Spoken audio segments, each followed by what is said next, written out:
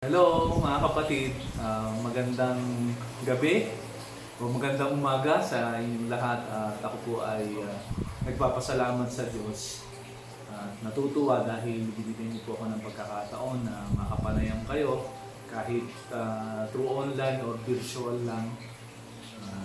Sa totoo lang po, medyo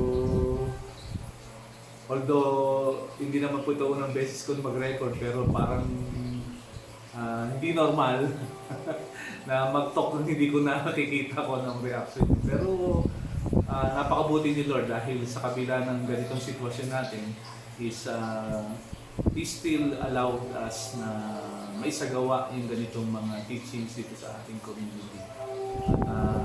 Sana po ay manatili kayong nadyan sa inyong pakikinig at nawa po ay may sa pamagitan ko po, sa pagitan ng aking Panginoon, ay may bahagi ako sa inyo na inyong matututunan sa araw dito, sa gabi dito.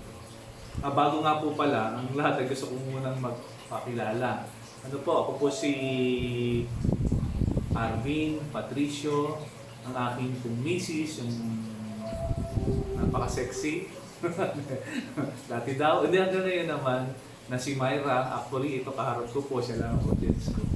At ang aking pamilya po, nakita niyo po yan, ang aking panganay, si Gabi, si sumunod na ni Diego at si Maki, na sila po ay bahagi din ng ating community ng Corporate Supervise. Sila po ay mga YFC, ngayon po si Gabi nasa SFC, na naglilingkod din tulad namin at tulad natin lahat.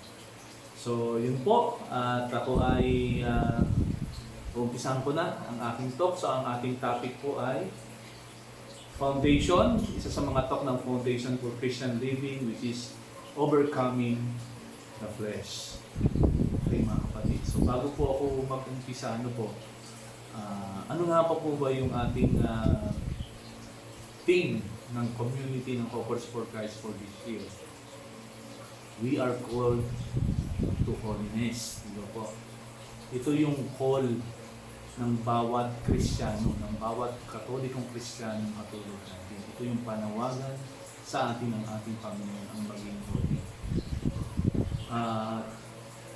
Ang ating journey to holiness ay nangangahulugan ng ating constant na paglagay sa Panginoon bilang una sa ating buhay. Yun po yung ating journey to holiness. Si Lord ang nangunguna sa ating buhay. Pero ang tanong po, di ba? Bakit parang napakahirap maging holy? Minsan nga, pag sinabi natin, uy, holy, banal, para bang kinikilabutan pa tayo? Para bang hindi natin kaya? Bakit nga ba ganun? Bakit parang napakahirap maging banal? Sabi nga nung kanta, naalala ko yung kanta ng isang kanta nung araw. Gusto kong bumait pero di ko magawa. Ganun, naalala ko yun eh. Sino ba yung singer, no? Gusto kong bumait pero di ko magawa. Bakit nga kaya? Ano po? Siguro dahil maraming obstacle. Di ba? Maraming mga hadlang sa ating buhay para tayo ay maging banal. Sa ating journey sa kabutihan, maraming mga obstacle. At ano po yung mga obstacle dito? Unang-una na po dito mga kapatid. Ayan. Ang kasalanan. The sin. Kasi ito yung naghihiwalay sa atin sa Panginoon. Tama po ba? In every minute, in every hour of our day, meron tayong tukso ng kasalanan. Di ba po ba? Mga kapatid, maraming aspeto sa ating buhay kung bakit tayo nagkakasala. May tinatawag ako diyang 3 deadly combination. Ano po yung tatlong yun? Una, yung talk natin last month, the world o ang mundo. Ito ba? Ang mundo, may ko-consider natin frenemy Ano ba ibig sabihin ng frenemy? Ang mundo ay ating friend or enemy? Bakit po natin masasabing frenemy ang mundo? Actually, binigay nga ni Lord sa atin ang mundo eh. Diba? Upang bilang biyaya niya sa atin dito sa lupa. Pero bakit siya nagiging enemy? Kasi mga kapatid, yung worldly goods and worldly matters or worldly things, ito yung humihila sa atin to different direction. Di po ba? Hinihila niya tayo kung saan direction. Kumbaga, in our pursuit of these worldly things, nawawala yung focus natin. At anong dapat natin maging focus? Ini si Lord. Sample, trabaho, career.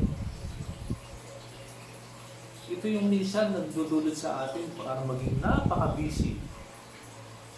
Di po ba? Sa sobrang kabisihan natin, nawawalan tayo ng panahon. Panahon kanino? Panahon kay Lord, panahon sa ating pamilya. Sabi nga, yung busyness natin is the key to our intimacy with the Lord. Diba? Siya yung nagnanakaw ng ating oras para sa ating relasyon sa ating Panginoon. Kaya nga kung masyado tayong attached sa world, sa mundo, hihilahin tayo, palayo dun sa tunay nating panawagan na tayo ay maging banal. Pangalawa mga kapatid, yung flesh o yung kita ng laman. Tanong nyo, bakit pa tayo nagagalit? Bakit tayo naiingit? Bakit tayo nagwo-worry? O minsan nade-depress? Diba? Ito yung weakness of ourselves. At ito po yung palalalimin natin mamaya. So ito yung isa rin dahilan kung bakit tayo ang hindi makadiretso sa ating journey. At ang pangatlo, mga kapatid, ang the devil itself. Ang diablo.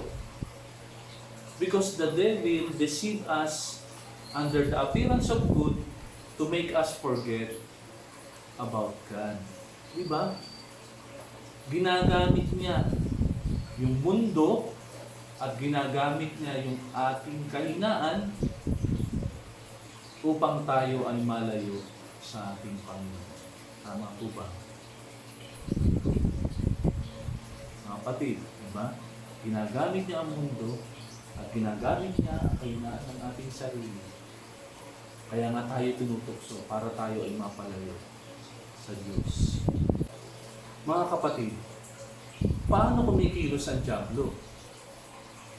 Kumikilos ang diablo through temptation o tukso. At ginagamit niya ang mundo at ang ating laman upang tayo ay magkasala. Ginagamit niya ang mundo ng kapangyarihan, mundo ng kayamanan, mundo ng katanyagan. Ito yung mga tukso niya sa atin. At kapag bumigay yung ating kahinaan, dahil tayo ay na-attract sa worldly goods and worldly things, sigurado tayo ay babagsak sa kasalanan. Naalala ko tuloy yung kwento sa akin ng teacher ko kung bakit daw nagkakasala ang tao. Dalawa daw yun. Kapag meron kang oportunidad at meron kang hilig. Kapag nagsama daw yun, sigurado masalanan. Sample, katulad ko, meron akong oportunidad naman chicks. Kasi ganda lalaki. Kaso, wala naman akong hilig. So, hindi ako magkakasala, di ba? Pero halimbawa, mahilig ka naman. Katulad ni brother, hindi ko na lang sasabihin kung anong pangalan. Pero walang oportunidad. Bakit? Walang walang pera Tsaka mahigpit si misis. Hindi rin niya magkakasala. Di ba? Ganun yung kumilos si Taning. Opportunity and hilig. At iyon ang ating tatalakayin mamaya. Kaya nga ang galaw ng Diablo is external, may external, and then merong internal, which is ourselves. At ang greatest enemy is ourselves. At iyan ang ating palalawinin sa gawin ito.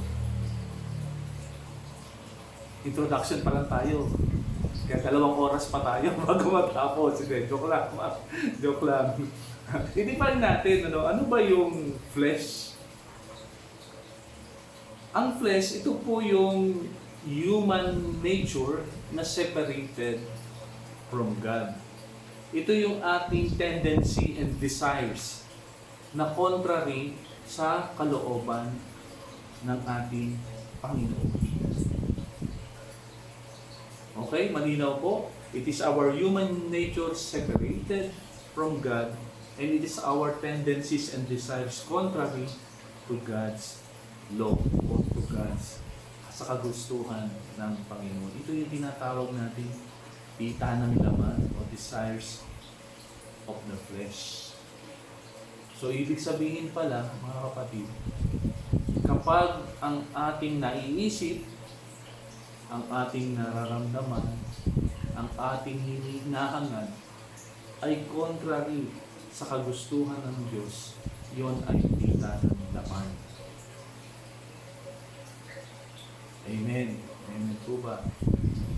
Bigyan ko ng halimbawa sa pamamagitan ng ating mga reading sa ating ebanghelyo. Ito po ang isang example.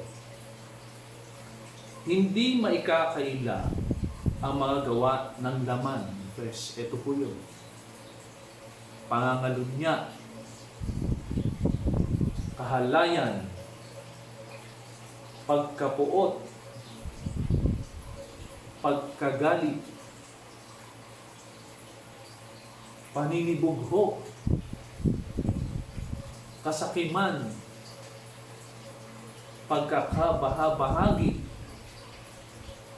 pagkakampi-kampi, pagkainggit, paglalasing, at walang taros na pagsasaya. Ito ang sinasabi na mga gawa ng laman according sa Galatians chapter 5 verse 19 and 21. These are all negatives. Hindi po ba? So ito ang pita ng laman na tinatawag. Tanong mga kapatid, base sa definition natin ng flesh or laman, which is things that separates us from God. Are these negative things, kagustuhan ng Panginoon? Kagustuhan ba ito ng Panginoon? Di ba hindi? So dahil hindi siya kagustuhan ng Panginoon, ito ang buyo ng laman. Ito ay pita ng laman. Ngayon, para mas lalo nating makita kung ano yung kagustuhan ng Diyos at kung ano yung kagustuhan ng ating laman, ito, bibigyan ko po kayo ng halimbawa. Mula sa Mateo chapter 5, verse 43 to 45. Narinig na ninyong sinabi, ibigin mo ang iyong kaibigan at kapuotan mo ang iyong kaaway. Di ba? This is the natural tendency natin bilang tao. The natural tendency of laman.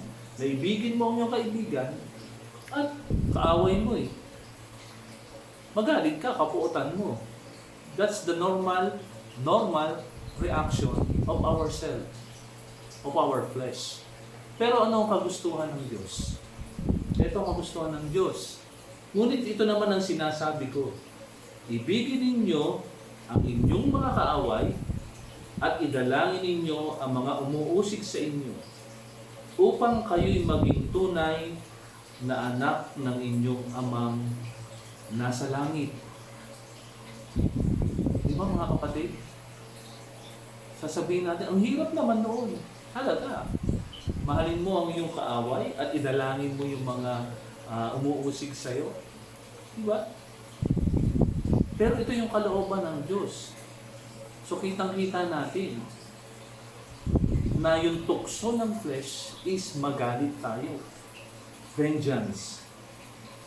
Pero ang sinasabi ng Diyos sa atin na dapat natin gawin, love our enemies. Ito pa, ang example ng tukso ng ating tukso sa ating laman. Narinig nyo na sinabi, mata sa mata, an eye for an eye, at ngipin sa ngipin. Tooth for tooth. Pero ano ang sinasabi ng ating Panginoon? Kung may sumampal sa iyo sa kanang pisngi, iharap mo pa yung isa sa kanya ang kabila. Sabi pa niya, kung ipagsasakdal ka nino man upang makuha ang iyong baro, ibigay mo pa sa kanya pati ang inyong balabal. Kung sa piletang ipapasan sa iyo ng manlulupig ang kanyang dala ng 1 kilometro, pasanin mo ito ng 2 kilometro. Amen mga kapatid. Ang hirap. Pag ang pamantayan natin ay ang ating laman, never tayong paaapi. Never tayong nating mamahalin ang ating kaaway. Sinasaktan tayo eh. Mamahalin pa ba natin? Diba? Sasabihin ng ating laman, no! Diba? Isa kang hangal. Pero iba ang sinasabi ng Diyos, mahalin mo ang iyong kaaway. Kaya tanong, bro, paano natin magagawa ang mga ito? Diba? So kaya nga sabi ka kanina, the greatest enemy is ourselves. Kasi napakahirap. Kaya nga sabi ng iba, napakahirap magpakabuti at lalong napakahirap magpakabanal.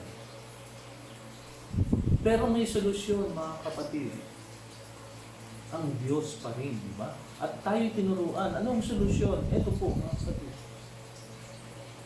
Yield to the Holy Spirit. Ipagpaubaya. Yung ata ang Tagalog sa yield. Ibigay, isuko sa banal na Espiritu.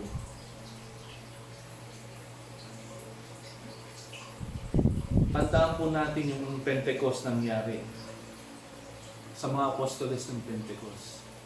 Mula sa normal na tendency na matakot dahil inaresto ang Panginoon at itinako sa krus. Normal na matakot.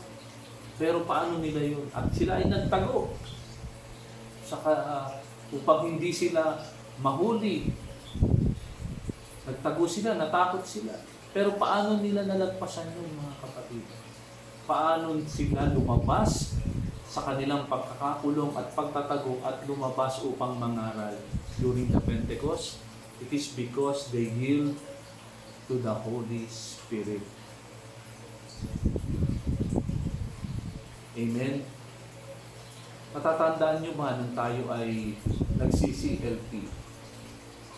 Diba? Ang dami nating mga kahinaan. Ang dami nating mga kasalanan. Pero during our baptism with the Holy Spirit, when we surrender ourselves to God and we yield to the power of the Holy Spirit, we are renewed. We are transformed. Siguro itong ginagawa ko ngayon,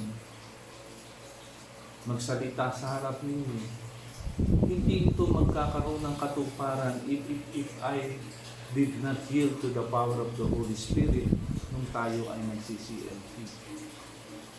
Nung araw nga, di ba? Ang turing natin sa mga praise the Lord, hallelujah, tumataas ang kamay. Sila ay mga nababaliw na yata.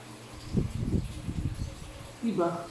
But because we yield to the power of the Holy Spirit, naging iba na yung pamantayan natin.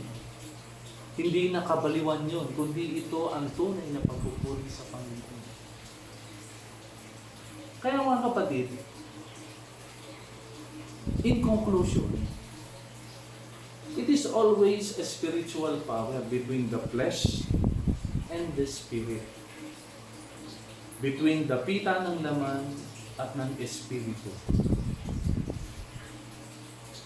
Sabi ko kanina, yung kanta, gusto kong bumait pero di ko magawa. Gusto kong bumait pero di ko magawa. Bakit hindi mo magawa?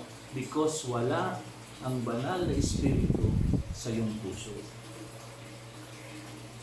Kaya mahirap. At hindi natin ito kakayanin ng tayo lang. Dapat natin ma-realize yan. Hindi natin yan kaya ng tayo lang.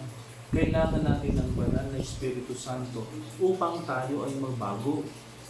Upang mahalin natin yung kaaway. Kung wala ang banal na Espiritu Santo, hindi yan natin magagawa. Sapagkat, sabi nga sa Galatians 5, chapter 5, verse 19 and 21, ang mga negativity na ito, hindi mo yan maiiwasan. Hindi mo yan maiiwasan kung wala ang Espiritu. At mawawala lamang yan kung nasa atin ang banal na Espiritu Santo. Sapagkat sabi sa Galatians 5:22-23, ang bunga ng Espiritu Santo ay pag-ibig, hindi pagkagalit at pagkapuot, kagalakan, joy, hindi yung depression, konting bagay lang para lang tayong pinagsaklupan ng mundo. Hindi natin na-appreciate kung ano yung binibigay sa atin, mas tinitingnan natin yung wala. Kapayapaan ng puso, ng isipan, hindi tayo magkakaroon yan kung walang Espiritu sa atin. Lagi natin iisipin, walang kapayapaan sa ating puso dahil lagi tayo at isipan dahil tayo nag-worry. Ano na ba mangyayari sa amin? COVID na, wala akong trabaho, magsasara pa ang kumpanya namin. Paano ako, nagda-driver lang ako, hindi pa kami nakakabiyahe hanggang ngayon. Kung wala ang banal na Espiritu sa atin, wala tayong kapayapaan. Katiyagaan. Palagay niyo ba mga kapatid, kung wala ang banal na Espiritu Santo sa atin, matatagalan ba natin yung mga sisters natin, yung mga misis natin? And sisters, matatagalan niyo ba yung mga brothers natin, yung mga asawa niyo? Di ba? Sasabihin natin, hiwalayin na lang yan. Kasi hindi ko kasundo, hindi ko irresponsable, o lasing na lasing, di ba? Kung wala ang banal na Espiritu, hindi tayo magtitsaga. At kung wala ang banal na Espiritu Santo, mga kapatid, hindi rin kayo magtitsaga na panuorin ako ngayon. Baka wala na kayo dyan. Okay? Ayan, kabaitan. Sabi kanina, love your enemy. Suklian mo ng kabutihan ang mga bagay na kahit sinasaktan ka, suklian mo ng kabaitan. Kabutihan, katapatan. O kaya mga swerte ang mga sisters sa community ng Bocors Fortes. Kasi nabaptize sa Holy Spirit, ang mga brothers, honest na and loyal, di ba? Tama ba? Amen. Kahinamunan. Di ba? Kahinamunan. Bro, bakit gano'n? Hindi kami nabigyan ng SAP. Bakit yung iba nabibigyan ng ayuda? Kami hindi. Hanggang ngayon. Subalit kung nasa atin ang banal na Espiritu, hinahon lang tayo. Okay yun. Okay lang yun. May mas maganda at mas maraming bibigay sa atin ang Panginoon. Pagpipigil sa sarili. Diba mga kapatid? Kagabi, the other night, nagkaroon kami ng sa online din na house of meeting at sa sharing sa mga kapatid. Ang ganda ng mga series. Yung ilan sa amin na nagtatrabaho, nai-stress dahil ini-stress sila ng mga boss nila. tingin nila, pinupolitika na, tingin nila, ano ba to, talaga bang, kumbaga sabi niya, magre-resign na lang ako. Sa mga nangyayari ngayon, lalo na ngayon, di ba? Yung iba naman, bro, paano kikitain namin? Kung kami nag-ano ng tricycle, hindi kami makabiyahe, konti lang, kung minsan makakabiyahe kami. Dahil siyempre, kailangan mag-adjust ng pamasahe, magagalit yung pasahero. Tayong lahat dito, nag-aalala, paano ba ang ating kinabukasan, pag-aaral ng ating mga anak. Lalo na yung mga kapatid natin na hindi na mahirap sa pamumuhay. Paano ang kanilang kakainin sa bawat araw at napakarami nating kapatid sa community na gano'n na sitwasyon. Di ba punong-puno tayo ng pag-aalala? Kung haharap tayo sa boss natin, gano'n ang turing sa atin, may stress tayo. Di ba? Ang pwede yan, gantihan mo, magalit ka rin. At kung ikaw nagda-drive, nagagalit sa yung pasahero, kaya ang reaction mo is magalit ka rin. Di ba? Pero, ano ang sinasabi ng Espiritu? Kung tayo ay padadala sa pita ng ating laman, maaaring negative din ang reaction natin sa kanila.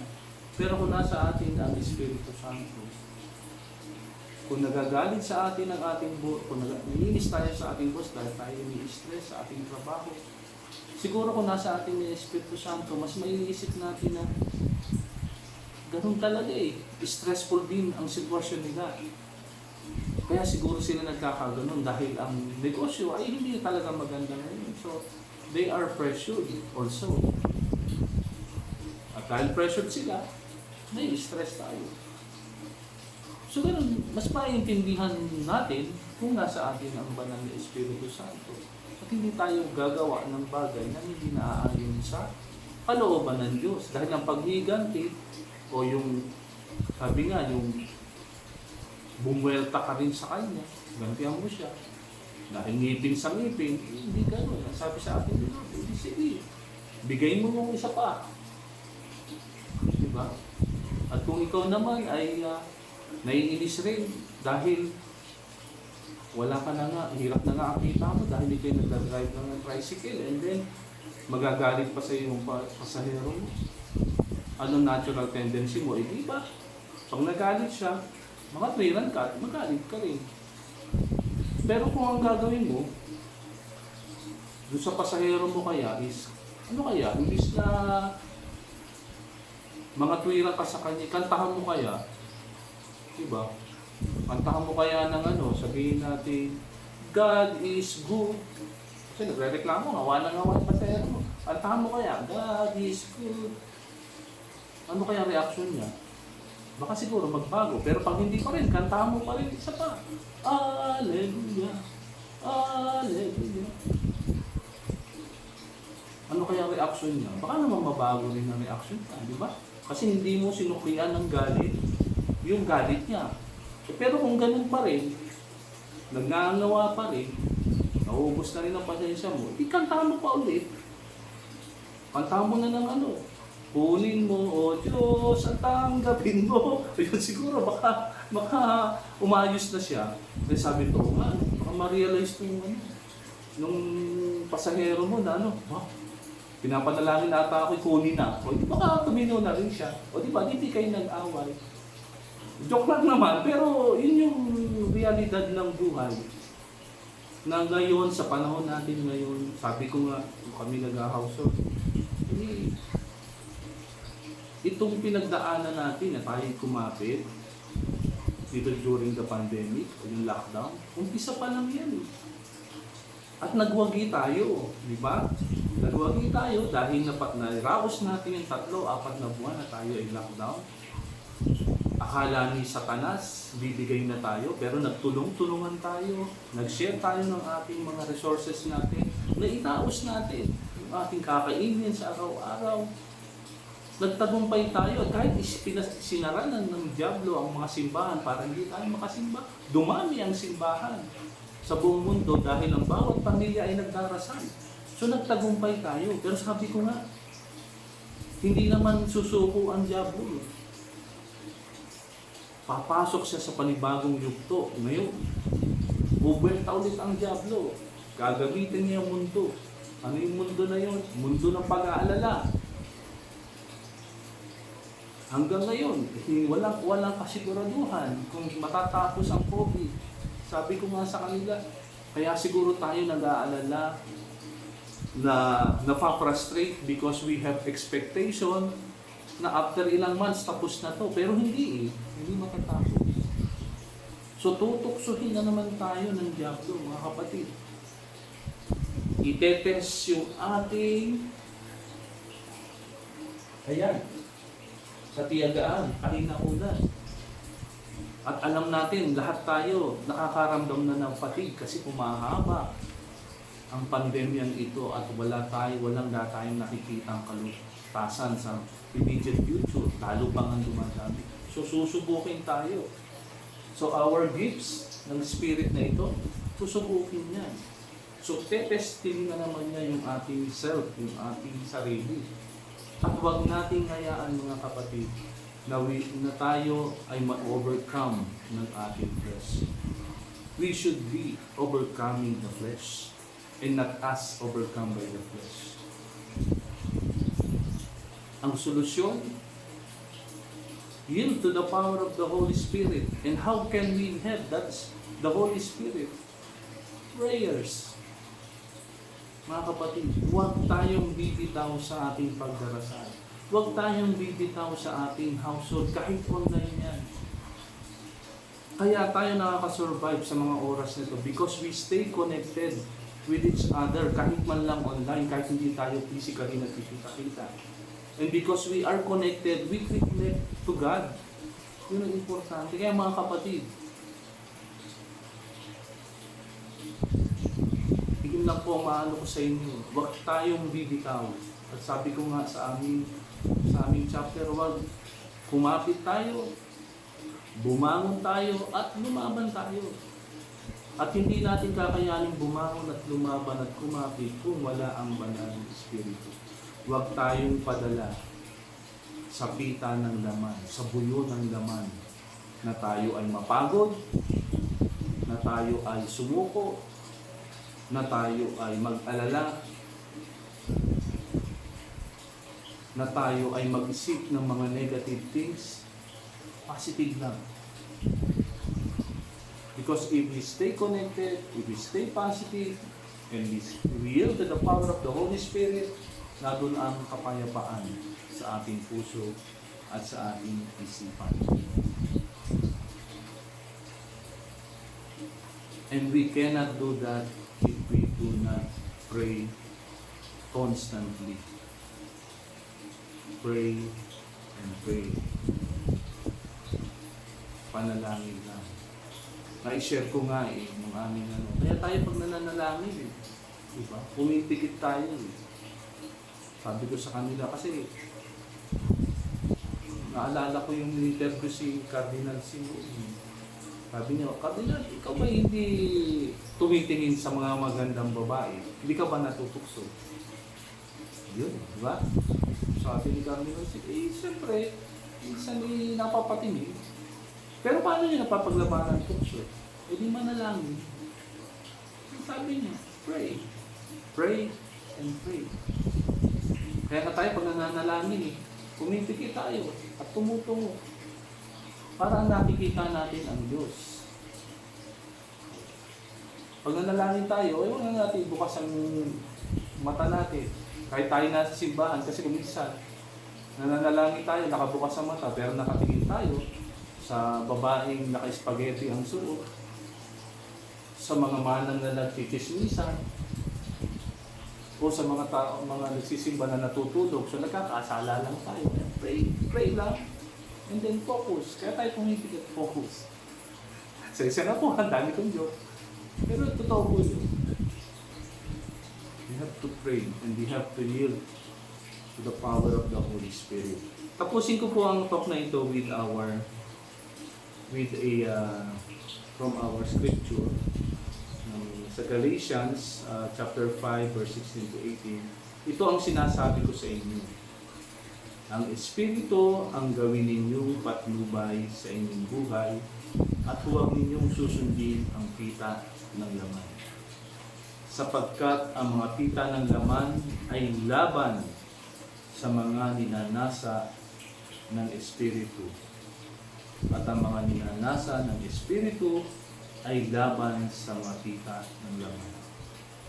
Magkalaban ang dalawang ito. Kaya hindi nyo magawa ang ibig ninyong gawin. Kung kayo'y pinapatnubayan ng Espiritu, wala na kayo sa ilalim ng kautusan. Mga kapatid, kantaan natin sa triangle kanina, three deadly combinations. Hindi hihinto ang diablo na gamitin ang mundo, the world, and the flesh. Hindi siya titigil na tayo ay tuksuhin using the external world and the internal flesh para tayo ay magkasala, para tayo ay lumayo sa Diyos. Anong gagawin natin? Bilang isang community, ipag-pray natin ang bawat isa. Ipag-pray natin na nawa ay lagi tayong maging matatag sa pagharap sa mga pagsubok ng buhay, lalong-lalo na sa panahong ito. At alam natin, napapagod na tayo. We are frustrated because tumatagal, nagiging madilim ang ating future. Pero kung nasa atin ang Espiritu Santo, mapapanatag tayo, magkakaroon tayo ng kapanatagan at kapayapaan sa ating puso at isipan dahil alam natin na kailanman walang ibibigay na pagsubok ang Diyos na hindi natin kakayanin. At kung tayo nabibigatan, sabi niya, ibigay mo sa akin. At bibigyan kita ng kapahingahan. Ang Diyos lamang ang ating kapitan upang tayo ay makabangon. At sa ating pagbangon, lalaban tayo. Lalabanan natin ang kasalanan. Lalabanan natin ang kasamaan.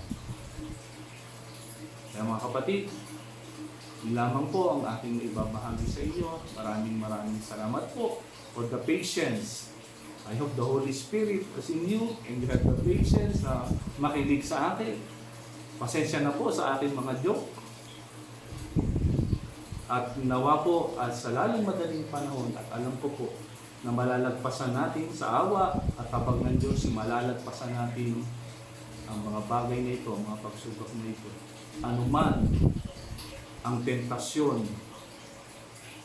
ang mga tukso na ilahat sa atin ng ating kalabang si Kani, malalagpasan natin yan kung tayo ay mananatiling nakakapit sa ating Panginoon. Yun lamang po mga kapatid, at magandang gabi sa inyo lahat, and may God be praised. Amen.